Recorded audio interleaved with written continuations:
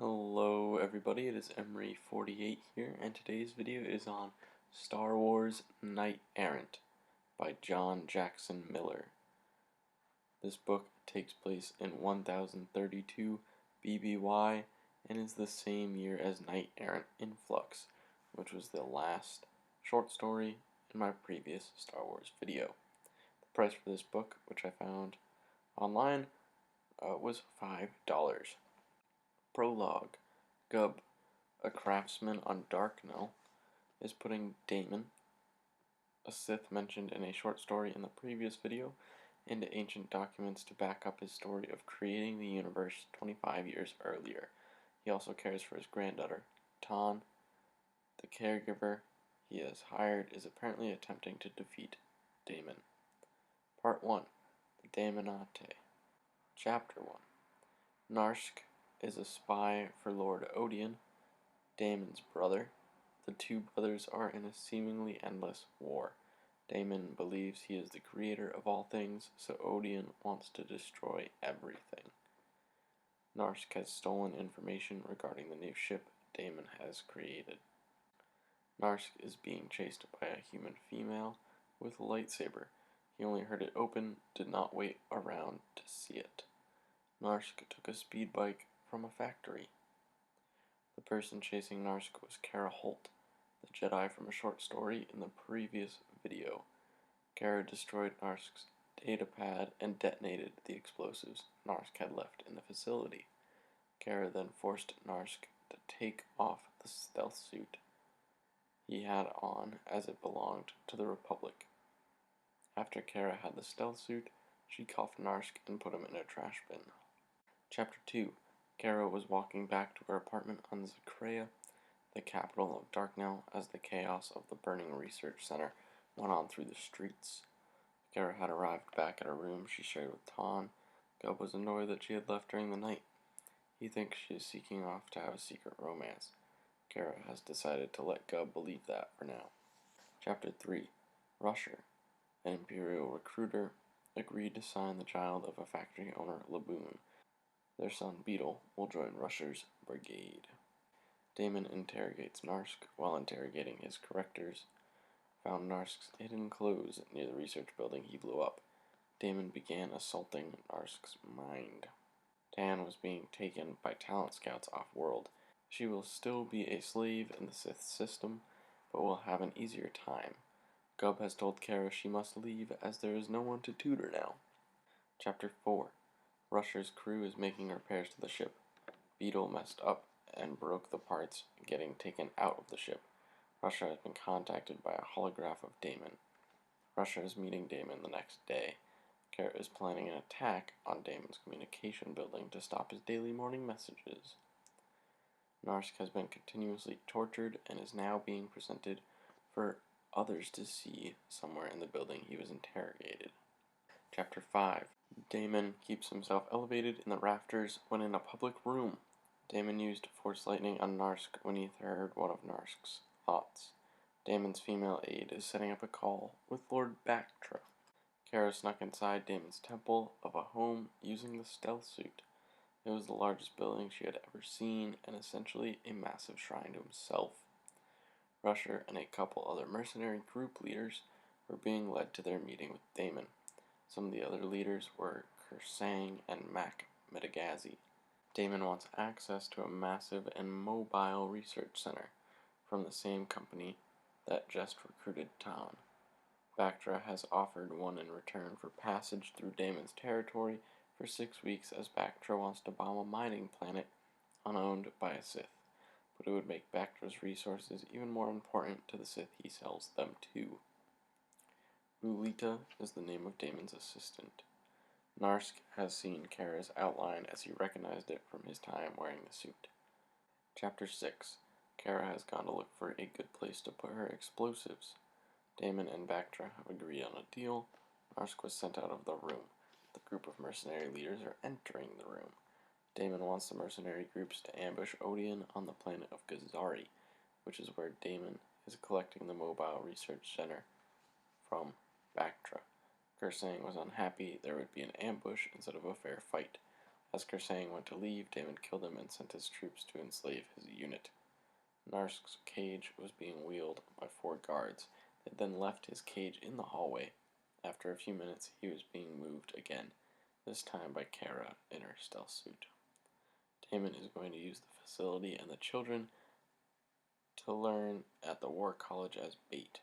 Rusher voiced his displeasure, and although injured, he was not killed as he worked with Damon's love and self-confidence in himself. Kara sent Narsk, still in his cage, down a chute in the kitchen area. This would lead him out of the palace. Kara then went to Damon's flagship, Eridaimenos, to join Damon on his flight to Gazari. Chapter 7. Damon and the mercenaries have begun their preparations on Gazari. Kara took off the stealth suit as the ashfall on the planet left the stealth suit useless. Rusher's men were practically all in position after about 20 minutes of work. Kara killed the sentry, having some spice on watch. She then made it to Damon's tent. Damon was attempting to fully control Ulita in the tent.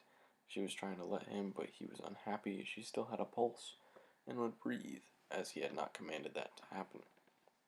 The research facility arrived on Gazari with the shuttles of children to fill it. Tan was one of those children. Rusher's units are ready for Odin's entry to the system.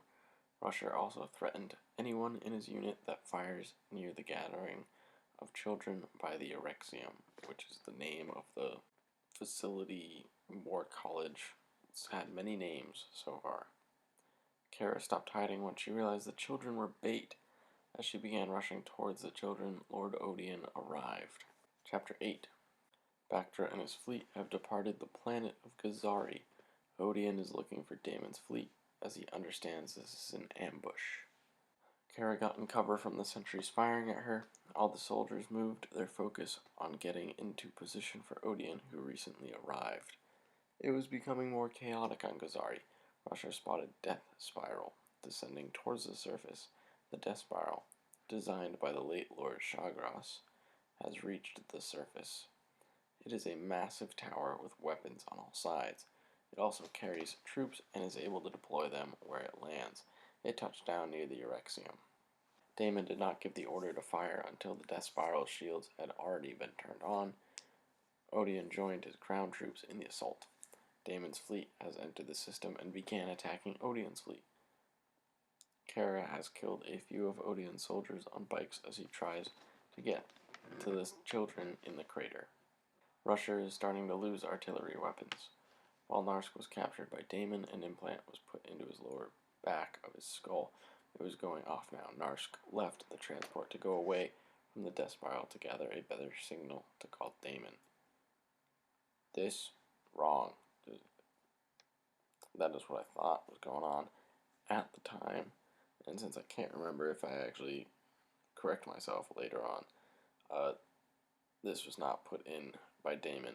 It was in before Damon, before he got captured by Damon by his true master, which is definitely talked about later.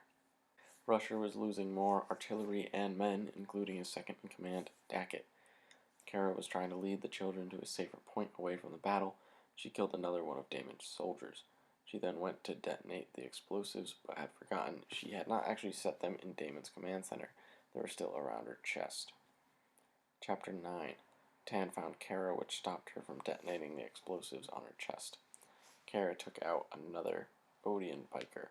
This was Jelko, the navigator in charge of watching over Narsk. Beetle Laboon had found Dackett and was found by Rusher while trying to get back to their ship.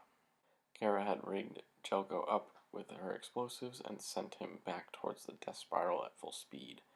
Narsk is going to make the call. It seems the call is not to Damon. Someone else must have put the chip in his head, which is what I had mentioned earlier because I couldn't remember if I had actually clarified.